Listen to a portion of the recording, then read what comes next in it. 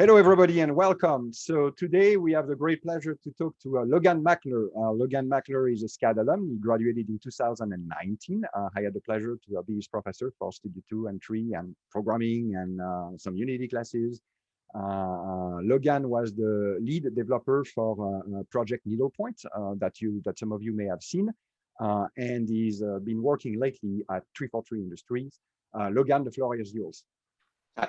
So I graduated in 2019 and straight out of school got a job at 343 Industries, and I've been working there as a tech artist for about 2 years now.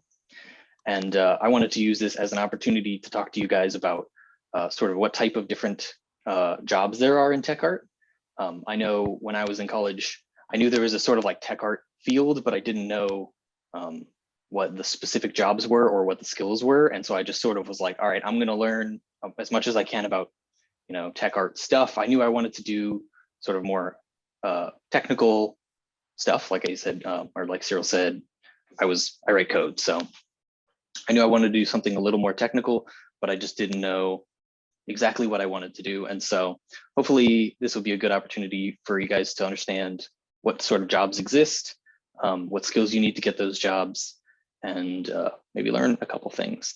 And also, if you guys have questions, I'm going to go through a bunch of different like very specific jobs. If you guys have questions about one that I'm going to like gloss over and you're like very interested in that, you're welcome to jump in and ask more questions as I go. And then at the end, I'll take questions as well. Also, let me share my screen.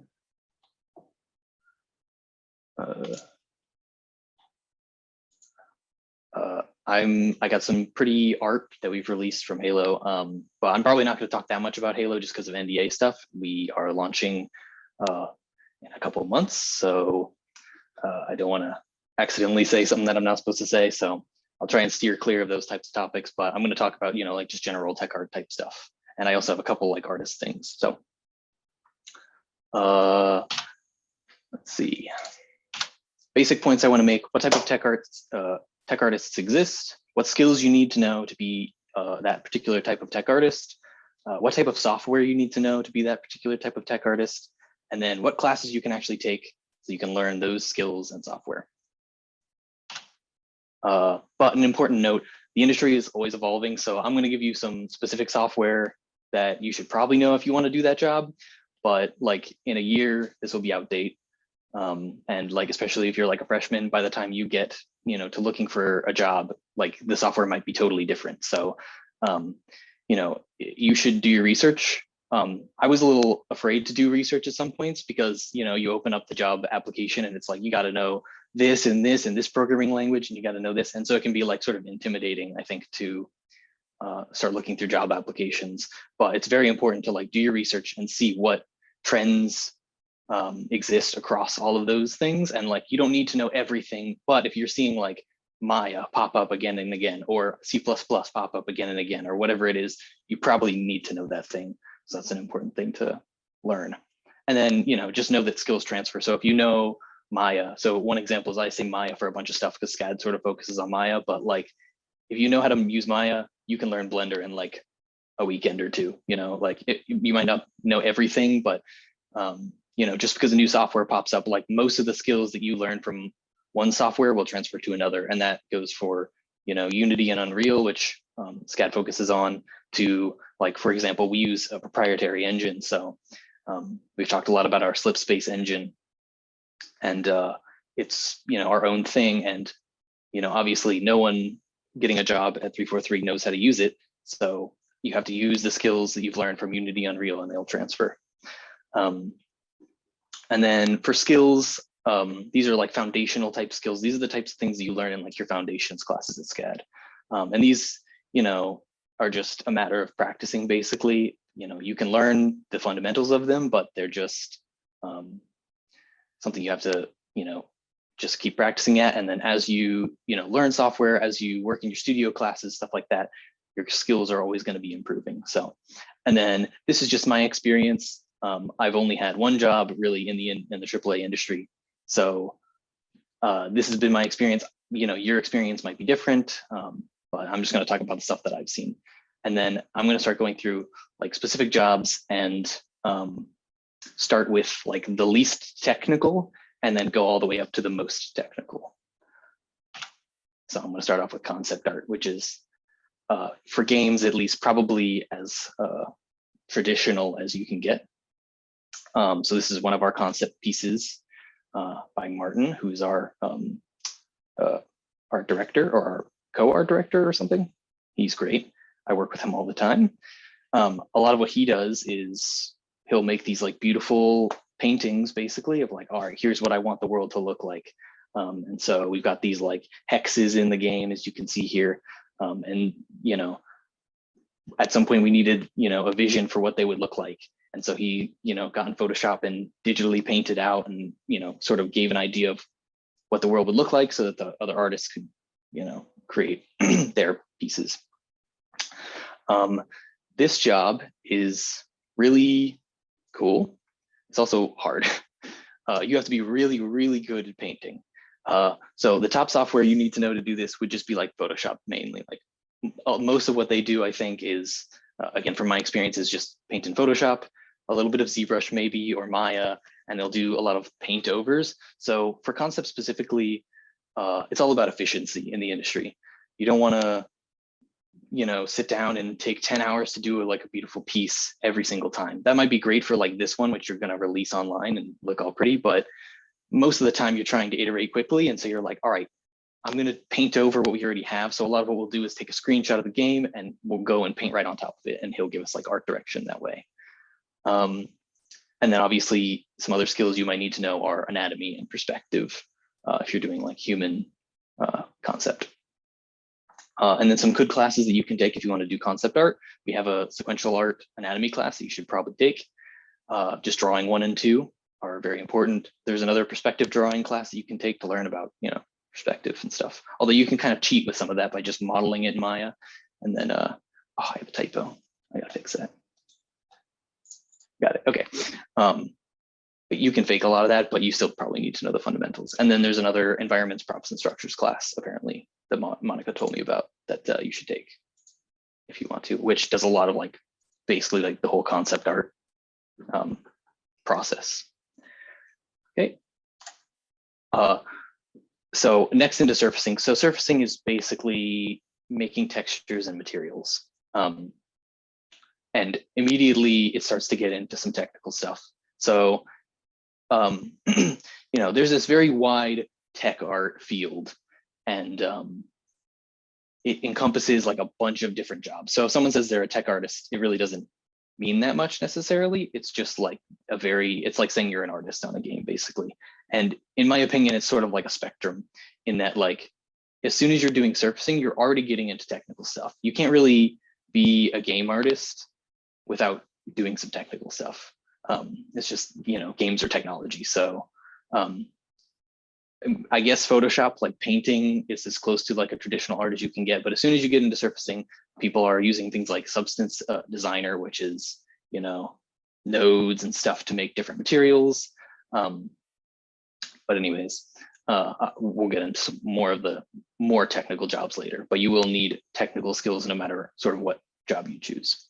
So for surfacing, important software that you might need to know: Substance Painter, Substance Designer, and Photoshop are the big ones. Again, those are the ones like that are popular right now, sort of across the industry. There are alternatives. If you notice like a software missing, like, oh, you don't use, I don't know, I don't do surfacing, but like, oh, what about X or Y? That may be valid too. And probably a lot of the skills that you'd learn from that software would be valuable in the industry, but these are just some top ones that would be good to know. Some good skills are painting, color theory, and then some good classes.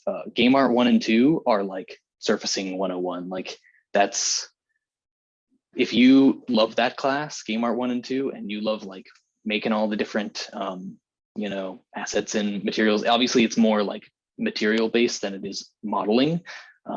Whereas you do both in Game Art 1 and 2. But if you like the material part of that class, then I think you would like surfacing. Take color theory, that's important. And then Prada has a materials class that just focuses on like making 50 different materials. Like I made like a taco material that had like subsurface scattering and stuff. And you learn about how to tile material or tile textures and stuff. So that would be a good class to take if you're interested. Next is just hard surface modeling. You need to know Maya or whatever 3D modeling software. And then Substance Painter and Designer. A lot of people in the industry will do modeling and texturing together. There are usually people who are like focused on just surfacing, but if you're doing modeling, a lot of times you'll also do some texturing. And, that goes for like everything, you get usually brought in for one job title, but like, it's not surprising if you have to do some stuff outside of your specific, title. So, just painting and drawing are important, like foundational skills for hard surface modeling. You need to know your perspective and your proportions, I don't know, good shape, language and stuff. And then same thing for this class. Game Art 1 and 2 is like pretty much hard surface modeling, the class. And if you love that class, you'll probably like hard surface, color theory, and then Game Tech 1. Organics gets a little more technical. You're going to want to know Maya. Obviously, that's where most stuff, or whatever 3D modeling software, that's where most stuff is modeled. ZBrush is also good. SCAD has a ZBrush Organics class that is like how to make organics. And if you want to learn how to make organics, you should probably take that class. And that would give you a good head start. Just a quick note about studio classes. I didn't include studio classes much in my top classes because I think of them more as like a good way to apply your learning more than like learn new skills, although you can obviously learn new skills in them, but those are like really good opportunities to be like, I think I might want to go into this kind of specific field. That's a good time to like really nail down those skills, make sure you know all the software, all the workflows and stuff like that. And so, they're, more open for them and like less directed than some of the other classes where you can like learn specific software, but they're a good like self-directed time to kind of narrow down what you want to do, or even try new stuff if you aren't sure yet. SpeedTree and Houdini. Like I said before, the industry, especially AAA, but even indie and everything, efficiency is really important. So a tool like SpeedTree that lets you really quickly iterate or like make something that looks good really quickly is very important. Or Houdini, I don't know how much you guys know about Houdini, but Houdini is getting bigger and bigger in the industry, and I'll talk a little bit more about that later. But that's also a good one for any sort of like procedural generation. And like for us, we've had to regenerate our trees a bunch of times because you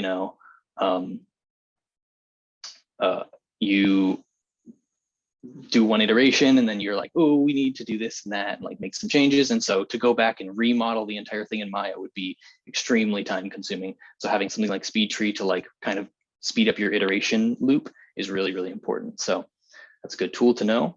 I think I only have it included for this one, but that's an example of like a specific software that you might need to know. But it's also a good example of if you didn't know SpeedTree and you wanted to get a good job in organics, you could just sit down and learn it over the weekend. It's not like, reinventing the wheel. It's probably, if you know Maya, if you know ZBrush, you could probably learn SpeedTree pretty quickly. All those skills are going to transfer. So, same thing with a lot of the other ones for your skills. Painting and drawing are really important. And some classes, Game Art 1 and 2, you can do some organic stuff in there, color theory, and like I said, the ZBrush Organics class. And then character art, which is going to be my last, like, more considered like an art position. Don't worry, I'm going to get into plenty of like proper tech art stuff.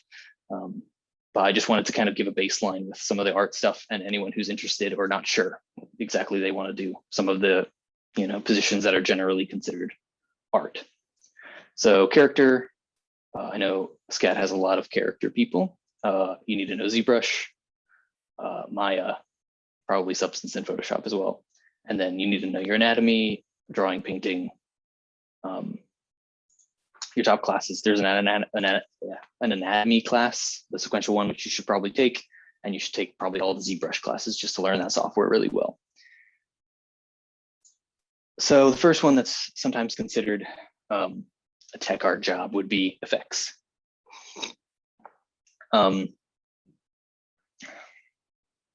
So effects is, like these little tails on the Banshees, basically explosions, you know, gunshot effects, whatever. And for these, usually you create effects in engine. So you will need to know whatever software or whatever game engine that company is using. Obviously, if they're using a proprietary engine, you aren't going to know that. So that's why I have Unreal and Unity. If you know how to make effects in Unreal and Unity, those skills will really transfer probably pretty easily to that. You also need to know Maya. That's where you're going to go and start like making the pieces that you need to do your effects. You probably also need to know Photoshop. So if you're going to make an explosion or whatever, you need to get your explosion texture. And Houdini is also a good one. So like if you were doing an explosion, in order to make your explosion texture, you probably need to simulate an explosion in Houdini, then take that, make it into a texture, and then put it onto a card and put it in game. I don't even know if that's how we do our explosions or how explosions are done. I'm not an effects artist, but like those are the types of things that you might be doing. Top skills for this would be animation, although if you're doing procedural, I guess you might not need to know how to hand animate stuff, but that's still probably a really good skill to have. And knowing how to draw and paint are important. Also, I just want to note that painting I have as a top skill for a lot of this stuff. Doesn't mean you need to like get out your like, you know, your like paints and like start going on canvas. Just like understanding light and color, and you know, like if you're in game art and you're making a new texture and you are like making wood and then you like put some nails in your wood, like that's sort of like painting in a way. You're still developing those skills of understanding, you know, light and color, and you know, also like understanding normal maps and like what they do is an important part of you know, understanding how games create the, you know, effects that they do, like how they simulate light and how they fake the user to like look like something is actually real. So you don't necessarily have to like traditionally paint, but basically understanding the skills of painting and like, you know, observing how things look in the real world and stuff is an important like foundational skill for like going out and creating something. Also like using reference is really important. Like, you know, if you want to create an explosion, instead of like, you know, drawing a yellow cloud, like actually look going out in the real world and looking at what explosions look like, and you know, doing your research first is an important skill that you'll build up over time in like replicating reality. So, you know, a lot of AAA games go for strict realism. I know SCAD kind of supports realism and sort of more stylized stuff. I think it's important to at least understand how to, you know, create realistic stuff, especially if you're looking towards AAA. And you can always stylize from there. So I won't get too much into that, but that's the thing. Okay, moving on. Rigging and animation. So this is the one I probably know the least about out of all of them, but you're gonna need to know Maya and Unity and Unreal. And apparently there is a new animation for games class. And if you wanna do rigging and animation, you should probably take that one, and you'll probably know more than I do about it. But we've got anatomy and drawing as some of your top skills, and your top classes, game art, anatomy. This one, so you know, it's mainly, you're going to be mainly like working in Maya, and you're probably going to be implementing your rigs and animations into the game. Some more context for like what types of work you'd be doing. This is a big one, Houdini and dynamics work. It's less established than a lot of the other jobs in the industry right now because it's new. But as games get bigger and bigger, it's more and more difficult to have artists make everything. Nowadays, gamers want, you know, huge open worlds and you know, tons and tons of content, and it gets harder and harder for studios to manage. So they've been turning more towards Houdini to procedurally generate stuff to help save time.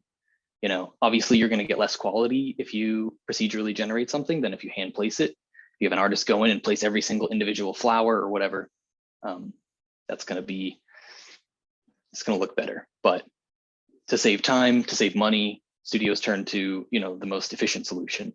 So there is a Houdini class that you can take. I think it's a VisFX class, and I didn't take it. But if you are interested in doing procedural generation, then you should probably take it. Houdini's super cool. It's starting, this is going to be an important note, starting to get into code. So Houdini has like a built-in programming language, I believe, called Vex. And if you want to write code in Houdini, you can, or you can just use like node graphs basically to do your stuff. And we're gonna, as we go further, we're gonna start getting into more and more, you need to know how to write code. So I wanna talk about that for a second. If you wanna be a tech artist, you have to figure out if you wanna know how to write code. You should know how to write some code, right? Like all of you have to take the programming class, you have to understand like the basics, but like at some point you have to decide, I wanna do a job that's gonna require me to write a lot of code or some code, or I don't wanna do that at all. And that's like, I think, a decision each artist or tech artist has to make at some point. I chose that I want to, and I really like to write code personally, but that's a decision you're gonna have to make.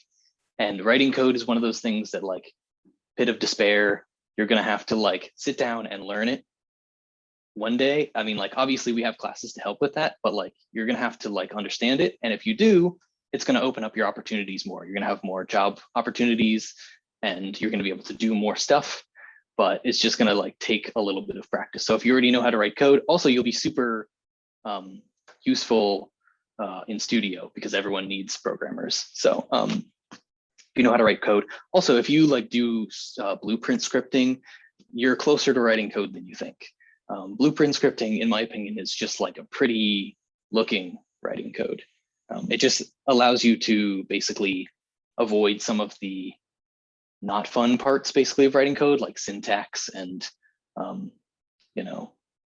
looking at a bunch of words, but really the logic is all the same. So if you can do that, you can really write code. You may just want to like sit down and learn it, and it will probably pay off in the long run. So Houdini is sort of straddling that line. A few of the other ones are straddling the line of you may need to write code, you may not, but it will probably pay off for you. So you should probably take a coding class if you want to learn that kind of thing. Next one is shaders. So I do shaders. I write HLSL mainly, which is basically just a shader language. It's derived from C.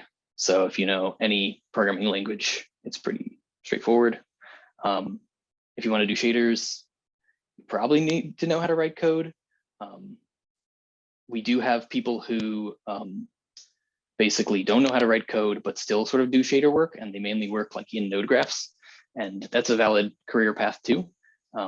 But you got to be pretty smart to do that. So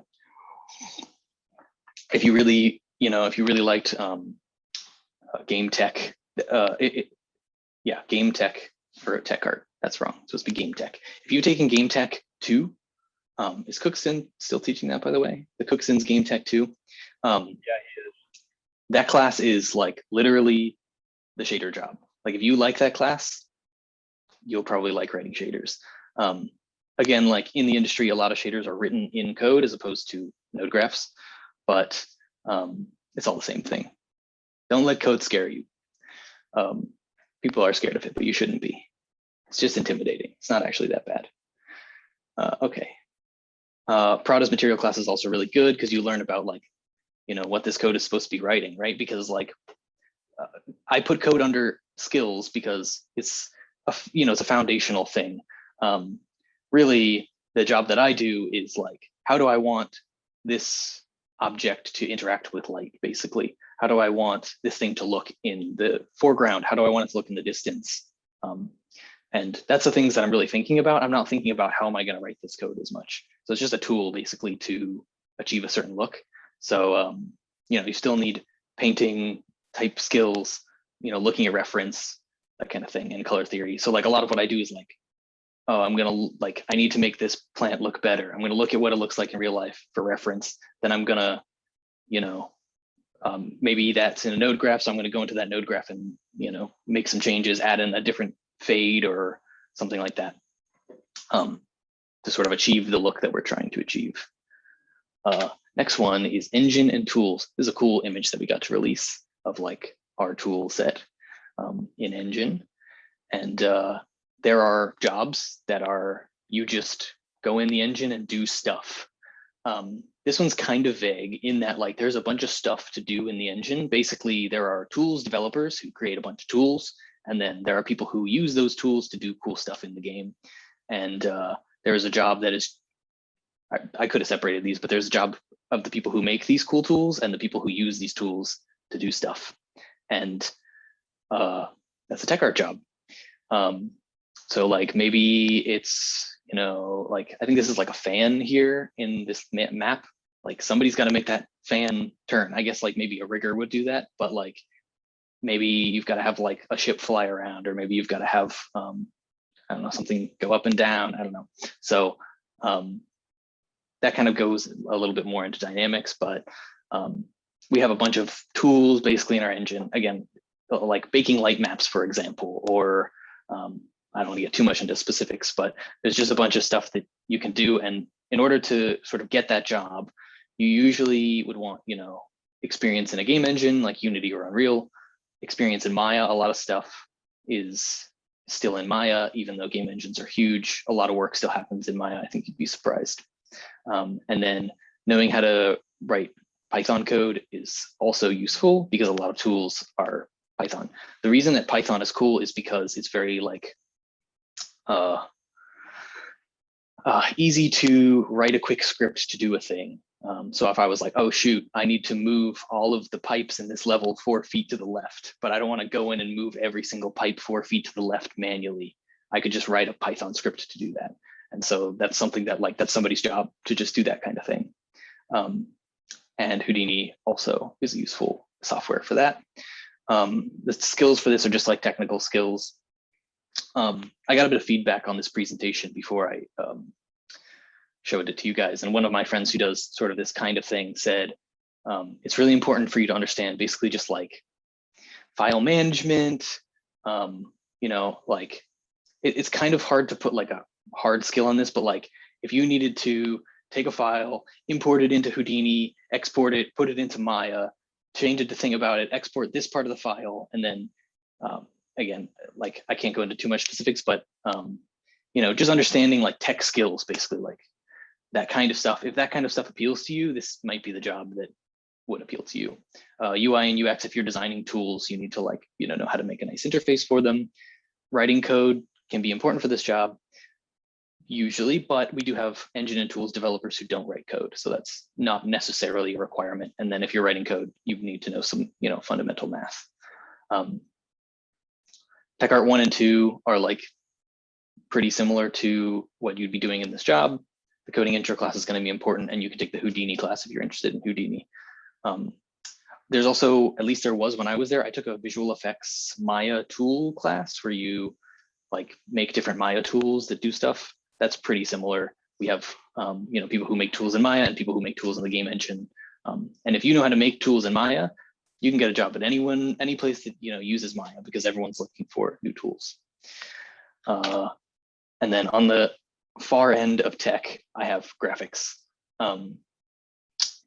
So graphics, you know, is a tech art job sort of, but also you write code all day and you're doing very technical stuff. So if you really, really like to write code and you hate yourself a little bit, then you can do graphics. You're going to need to know HLSL, C++, and have game engine experience, and you need to know be really good at math. And you should take the C++ class that we have. That would be a good start. So those are the ones I'm going to talk about. There are a ton more that I didn't get to. And if one of you is like interested in one of these, here's some of the other ones that I didn't talk about. If somebody's interested in one of these, I will talk more about it. I just didn't have time to go through all of them. So I'll talk like really briefly about each of these. We have like UI and UX people who, you know, would be considered tech artists. We have world builders who basically like go in and just like put stuff around and like make it look pretty, you know, place all the environment stuff in the world. People who do lighting and place, you know, point lights and spotlights and stuff. sound and audio people who, obviously we have designers who like do the Foley work and like actually make the sounds. We also have like audio implementers who go in and like, we did a whole blog post about our audio team who talk about like, if you have an explosion or you have like a certain sound and you know, it's like behind a wall, it needs to sound different. And they kind of get into that. If you're interested in audio, you might want to read that blog post. I can link it to you. But yeah, so we have tech artists who do that, narrative ones who like set up cutscenes and stuff. There are, you know, tech artists. Tech art sort of also like supports artists. So anywhere there are artists, you have tech artists who basically make sure that their workflows are good, make sure that they are supported, make sure that they are, you know, if they have any questions or any like technical challenges, they can have work through them. So like basically any team will have some tech artists on it to kind of support the art team. So that's my presentation. That's the stuff I wanted to talk about. Hopefully, if you didn't understand what tech art was, now you have an idea. If you did understand what tech art was, maybe now you know like, oh, maybe this job would be interesting or this one, and this is what I need to know in order to do those types of jobs. And yeah, so this is just like a brief overview of my experience. Like I said, do your research, and if you have like specific stuff, you're welcome to send me a message and say, hey, I want to do lighting tech art. What do I need to know to do that job? And I'll be happy to help you with that specific requests. So I think that's about all I wanted to cover, but if anyone has questions, I would be happy to talk more after I have a little bit of coffee. Thank you so much, Logan. So yeah, guys, any questions in the audience so far? Yeah, I have a question. Go for it. Well, you said you got you started working for 343 straight out of graduating. What was it like getting into, like, did you have to start as an intern or did you just go straight into it? Like, what was it like going straight into? So I'm actually going to stop screen sharing if that's okay, because then I can see your guys' faces. Okay. So SCAD actually brought Justin Dean just down to SCAD to do interviews, basically. So SCAD always is having alumni and just like people from the industry come and like talk to SCAD students and like interview them and give them portfolio reviews and stuff. And so they brought down Justin, who's our campaign lead, and he talked to a bunch of people and then just picked a couple of them and hired all of us on. So me, Chris, Eli, and a couple other friends of mine were all SCAD students, and they hired us right out of college. So that's a really good way to get hired, is just, you know, obviously the first step is like having the foundational skills, having a good portfolio, and like being ready for any opportunity. And then, you know, opportunities will present themselves. So we have summer associates, which are basically like our interns. But I didn't go through that particular program, but we have like summer associates who will come in. So they'll do like 3 months basically on the project. And then some of them will like get hired. Like we had one, Todd, who was a summer associate, and we really liked him. And so we just brought him on contract after that to stay. So that is definitely a good way to get your foot in the door. I've got a question regarding portfolio. So Sure. you mind telling me a little bit about what you had ready in your portfolio when you were got that job at 343? I heard my friend who's the lead animator at Insomniac Games told me that when he looks at portfolios for interns and recruits, that they look at not just what you've done at college, but also what you've done like on your own time, like your own personal work. Is that something that you guys also take a look at? And did you have a bunch of personal work that you had? So I had, I think, 2 main things on my portfolio that got me this job in particular. One of them was my senior project that I was working on. We went very hard on our senior project and tried to have like a really pretty looking game. And I had like a little bit of shader work in that one. And so I do think like having a nice looking project sort of like at the top of your portfolio is an important part for just like, you know, when someone clicks on your portfolio, they want to see like professional looking work, basically. And so if you can have something that looks like a professional game, you're in a good spot. And then I had some a personal project where I made like a snow shader thing. I had no idea what I was doing. I was just like, I think I could make some cool snow. So I basically made like a snow thing where if you run through it, it will like deform and like make tracks in the snow. And it was terrible. And I did it in C++, or I did it in C#, and like it would send like the player's position through C# to like the texture and like right into the texture, and that's not how you're supposed to do it at all. But I gave it like my best go and made something look kind of cool. And so I think that like caught the attention of 343. So definitely personal projects are important. And I think that that's an important one because it was similar to the job that I ended up doing. Basically, it was like a shader. So if you want to do organics, you should, you need to have your final project, but yeah, that's my final project. But you also need stuff that's similar to the job that you're trying to get, because they're looking, especially for AAA, they're looking for a very specific skill set. Usually being like a jack of all trades is great, but it's hard to, like AAA is always trying to like have one person do one very specific job. So like in this game, we had like a ribbon sort of like tapestry theme. And so the waterfalls are like ribbons and they like flowed like water.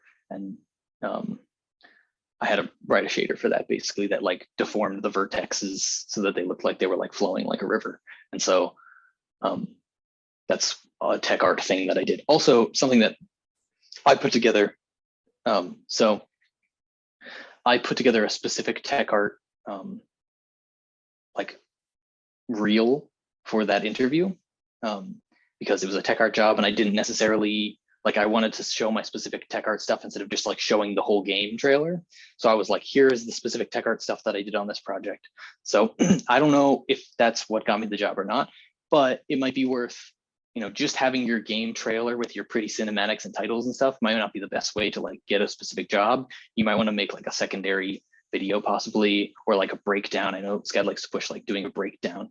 That's a pretty good way to do it. Like, I did this part of the game. Here's exactly the workflow that I used. So I don't know if you were doing like an effect, like instead of just showing, I keep saying explosions, but it's a good example. If instead of just showing the game that has a bunch of explosions in it, you go through like, here's how I did the simulation in Houdini. Here's how I baked it out into a texture. Here's how I set it up in game. I attached a point light to it so that it, flashed on the player as they ran by or whatever. And going through all of that, then the recruiter will be like, oh yeah, that's exactly what we do in our game. And so this person would be good at that job. It sounds like having a time lapse of you building your material or shader is like a good way of demonstrating that process build. Kind of like a time lapse of any piece of art for showing them how you built it. Yeah, I guess it depends on like what you're doing. Time lapses would give me anxiety, I think, because I don't want people to watch me work, but any way that you can like show off your workflow is important. And like just basically how you use the tools and how you created something is important. Any other questions? Hey, Logan. Awesome to hear that you say you're doing mostly shader work, and that primarily is what I've enjoyed doing as well in my career at SCAD. But what I'm curious about is if you've had a similar experience to me, in that while there are some good classes to kind of get foundational experience in that, YouTube ends up being the best class that you really can take. And I was just curious whether you had any recommendations for people wanting to go down that path for good accounts to follow or ways to pursue that. I might be able to like check and get some. I can't think of something off the top of my head necessarily. I might be able to look. You don't have any favorites? Find something. I have a couple playlists saved. I have one like math playlist that I have saved that's like super good, and it's another pit of despair thing where I was like, I need to learn vector math, basically. So vector math is like how do you do math in 3D space? Obviously games are made in 3D, so how do you calculate how light travels and stuff. And so I was like, I need to learn the math for this. And so that's not really something SCAD teaches necessarily, because I don't think anyone would take that class. Maybe like 2 people would, but you know, they want to obviously give people classes they want to take. But like at some point, you know, depending on the job, you have to learn that skill. And so realistically, you know, I mean, college is a really good way to learn the foundational skills that you need to get a job and get your foot in the door, but it's never going to be enough time to teach you everything you need to know for every job. So it's always good to learn how to learn on your own and how to pick up new skills. And sometimes you just need to sit down and like bash your head against something and learn it. Even like we have a Houdini class, but I assume, you know, Houdini is a whole job, right? So you're not going to learn everything about Houdini from that one Houdini class. You're going to have to use that as like a stepping stone to work on that. And that's why we have studio classes too, right? Those act as opportunities for you to expand on the skill sets that, you know, you specialize in. That's that's actually something I want to kind of like piggyback on that. Learning how to learn, I think, is the most important skill that you're going to learn in college. The reality of visual effects or anything that is technical is that it's constantly evolving. So that means that pipelines are changing, software is changing. The way to do shaders from one year to the next may be radically different because, oh, well, there is a new player in town and they have a completely different pipelines and things like that. And so it's going to be very difficult to find like classes that are going to kind of like give you like turnkey solutions. So college education is there to kind of like, as Logan like really rightly said, to kind of lay down the foundations, because these like color theory is not going to change, right? I mean, color theory has been the same for like centuries. Painting, anatomy, all of those things are kind of like and then you have like some core technical skills like understanding how an engine works, no matter if it's Unreal or Unity. And once you know how both Unreal and Unity is working, then potentially you can go on the CryEngine, or you can go on a proprietary engine. You're going to find elements that are similar, that you're going to find elements that you will recognize, that you're going to be able to kind of understand, and then you'll have to kind of learn what's different. It's like going from like a Maya to 3D Studio Max, right? I mean, they are made by the same company, and they are doing the same thing. They are doing it slightly different. Jumping from one to the other, there is a little bit of kickstarting that needs to happen at your hand.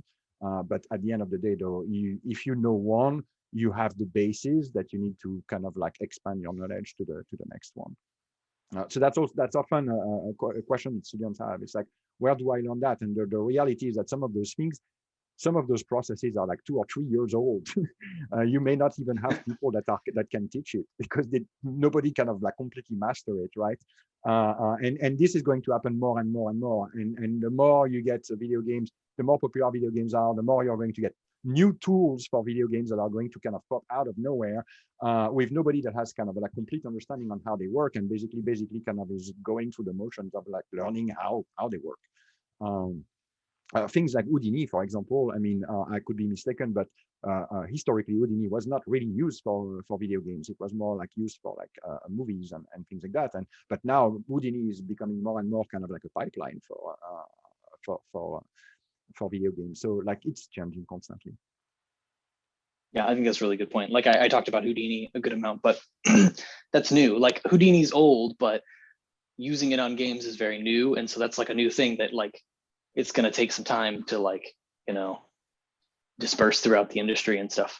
And there are a bunch of other software like that. I work very closely with people who work on Houdini. So that's like something I have experience with, but that's happening across the entire thing. And so whether it's like a new texturing software, even like, I think Substance Designer is kind of like new-ish in the grand scheme of things. You know, people just textured stuff back in the day. And then at some point they were like, hey, what if we made a software that just specifically is for like making tile or like non-repeating tiles and stuff. And so like, then that's a thing you need to know. But if you know how to make a texture and you know like how to use a node graph and stuff, then you can pick that up and learn a new software. So also like, I know people really focus on college and like getting their foot in the door and getting in, but like also once you're in the industry, you're gonna have to constantly be like learning new stuff because the industry will be evolving as you're in it. So you need to keep on your toes. Any additional questions? Anybody? I have a question. So, have you always known specifically what you wanted to do, like within game design, like game tech? Like, and specifically, like, was there like a specific turning point that really was like, I really want to do this? And not at all. So I knew I wanted to write code. That's about it. And I knew that like I probably wasn't going to go in and start writing, like physics game engine code, because that's not really what my education set me up for. So I knew I wanted to do like a tech art type job.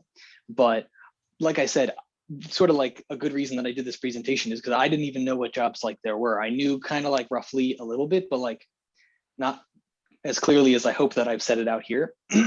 So I was like, tech art seems like something I might be interested in possibly. And I just happened to like, I barely knew any HLSL before I got this job. But since I knew how to write code and I knew about, I had like a good foundation in materials and that kind of thing, I was easily able to like pick up the new skills that I needed to do the job. And excuse me, like basically transition and like do the job. So no, not at all. But and you shouldn't, like, if you, well, I mean you can, but like I wouldn't expect anyone to be like, I want to do this job exactly and I'm gonna 100% go for that job. Like, you're in college, it's very normal to like have maybe a rough idea of what you want to do, but I think you always should be kind of trying to refine that and like move in a direction and like at least like get the skills in that area. So if you're like, I think I want to lean more towards the tech side, or maybe I want to lean away from the tech side, then you should be like picking up the skills. And even across like my PowerPoint, you'll notice certain like trends of like software appearing and disappearing, or like the big one, like code disappearing and appearing. So those give you some like hints as to what types of things you should be focusing on like where you are on the spectrum, or what types of jobs you might be interested in. Any more questions? I may have one for you. Sure. Again, we were talking a little bit before when we were doing our tech check, and you were mentioning that the proprietary engine that you guys are working with on Halo is somewhat close to Unreal. I mean, closer to Unreal than it is from Unity.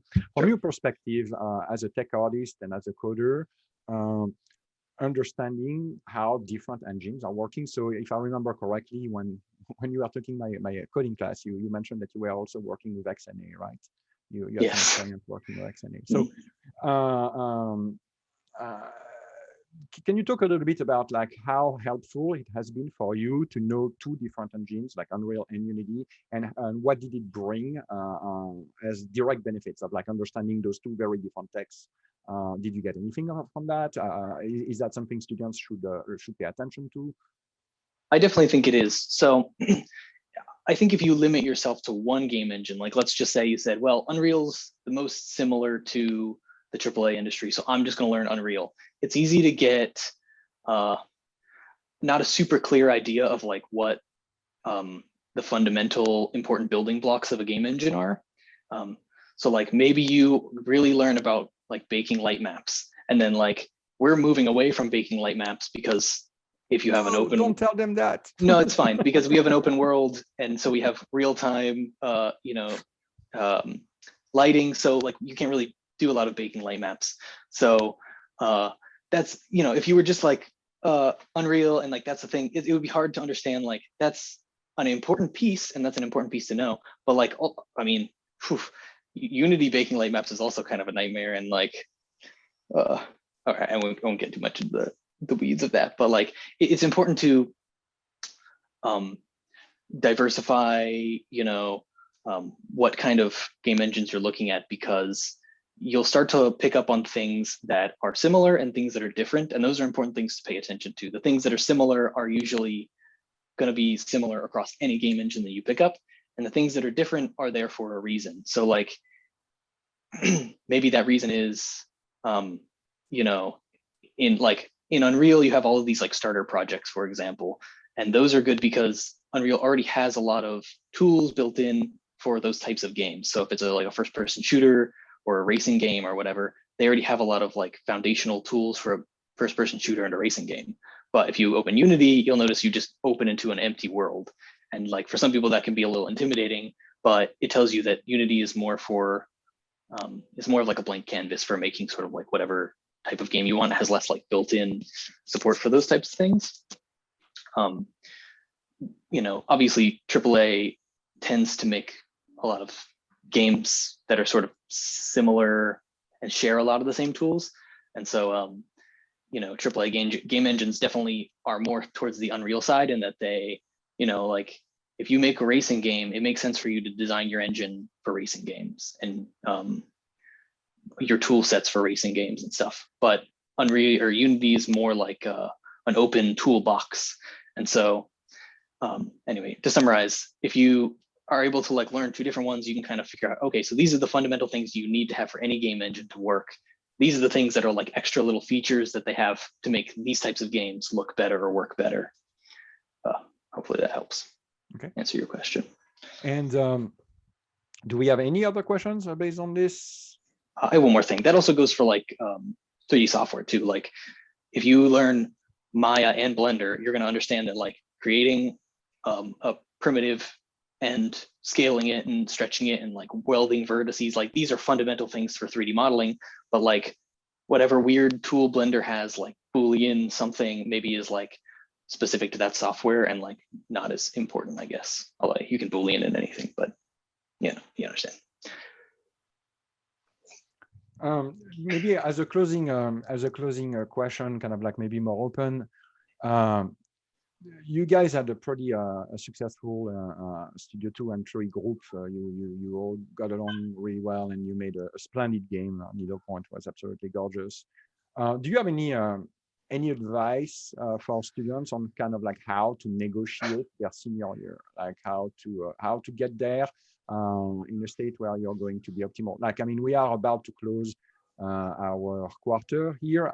I assume that a lot of people are going to kind of like do their stuff during the summer, and they are going to kind of like looking at some of the faces here. I know that I'm going to get some seniors soon that are going to start Studio 1, Studio 2, Studio 3. Do you have any advice for them on how to approach that, how to prepare themselves for that?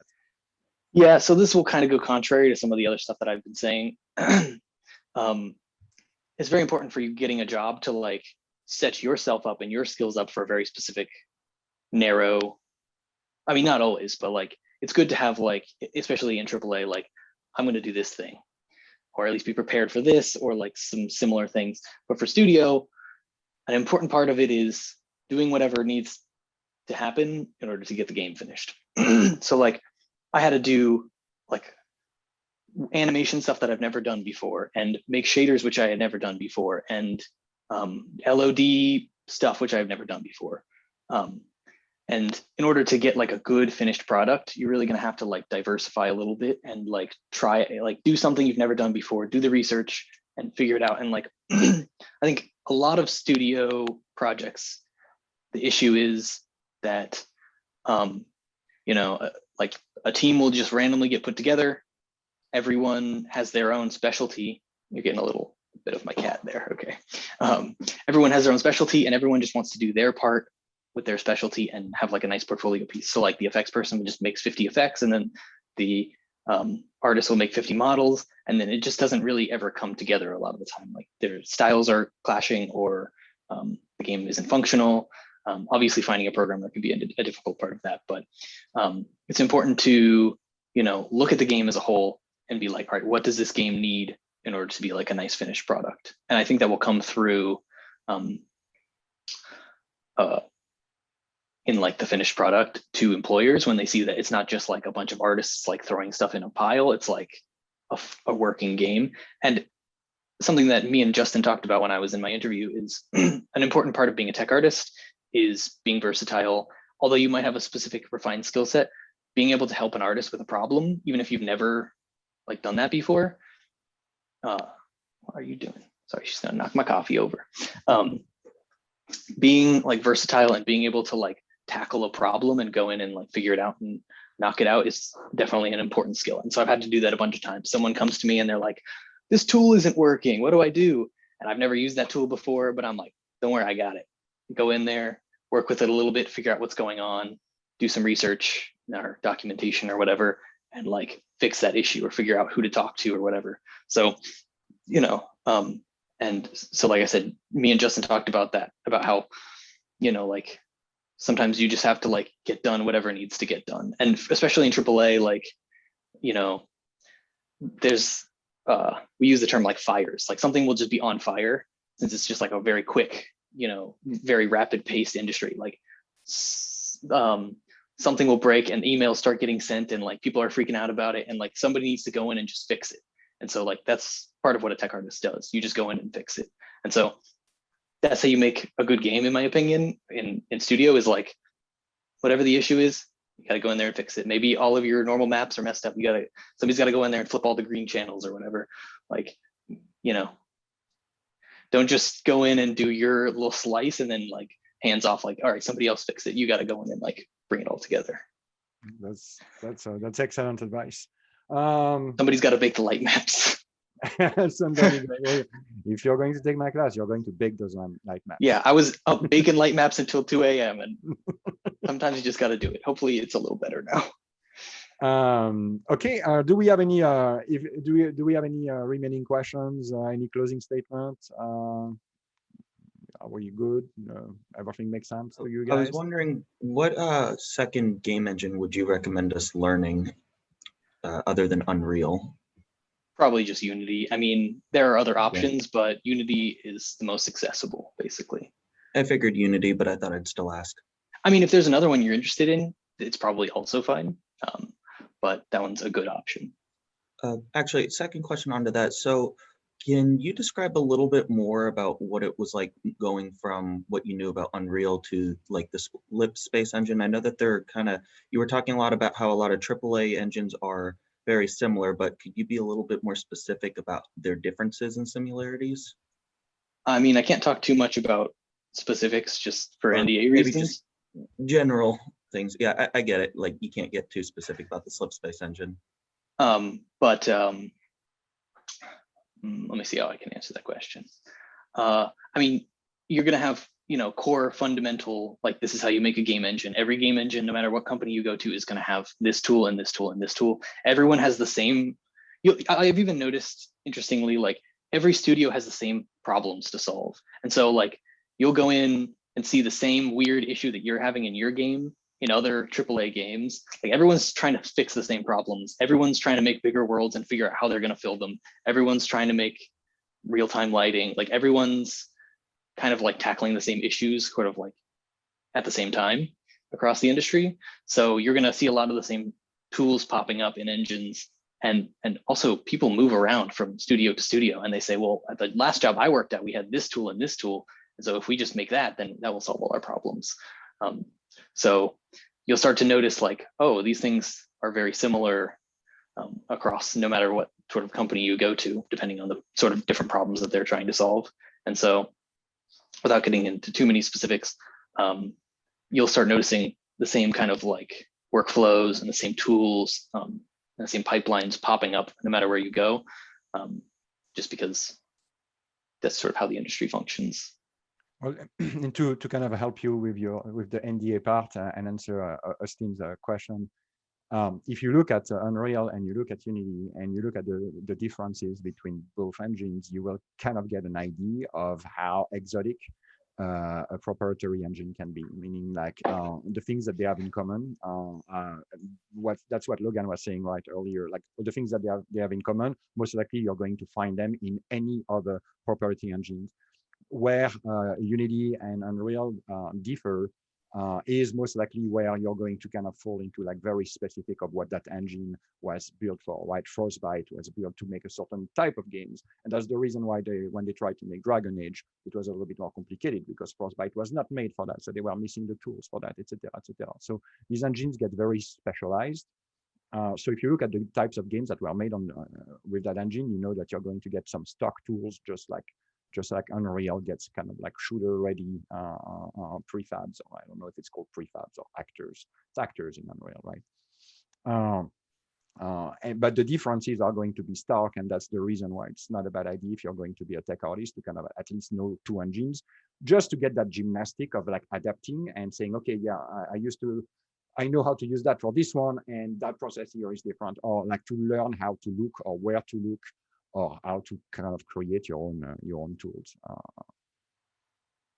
Yeah, if you're expecting to work on a proprietary engine, the best way to do that is to have experience with as many different engines as possible. So like, the different options, I guess, that are available, basically.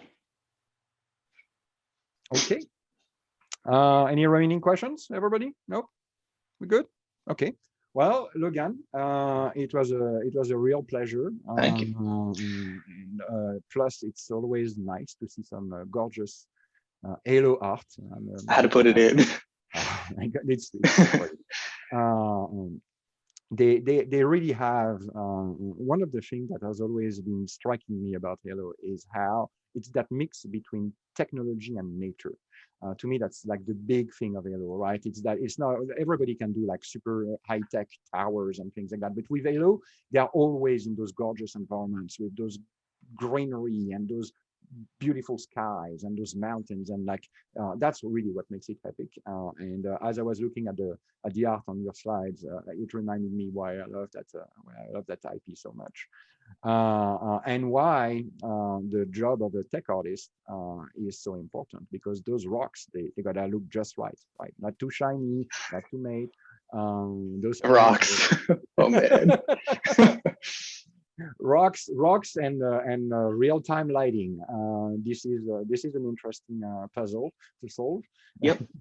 But it's a puzzle every studio that has rocks is solving. So yeah, and students are like, I mean, like the shininess of rocks is a topic of conversation that comes very often. How do they interact with light?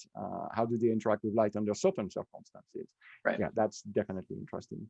So again, thank you very much for also kind of helping clarify like the role of tech in art, because I think that's something that we never talk enough about, how important it is that you're not just an artist. No matter what you're doing, you're an artist that is working with a digital media. There is a certain level of tech that is to be expected. Mm-hmm. Okay, yeah. Well, yeah. Thanks. I just want to invite anyone who is interested in tech art. You're welcome to reach out to me on Discord or Facebook or whatever. If you have questions, if you want me to look at your portfolio or whatever, just reach out. I will. Yes. And by the way, yeah, Logan is on our Discord server under his name, so he's available. You can private message him. He's in the alumni.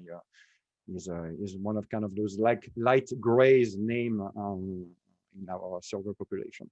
Okay, well, thank you very much, Logan, again. Thank you guys for showing up and taking some time out of your weekend to kind of like spend an hour with us. It's appreciated. Good luck, everybody. Work well. We are a couple of weeks away from finals. I know it's important time, so get back to work. Good job. Thank you. Some work, Logan, and obviously I will send you the YouTube thing to approve, and then I'll post it online for those of you here watching that were not able to be there live, but that still are curious about it. Well, that's for you. All right. Thank you.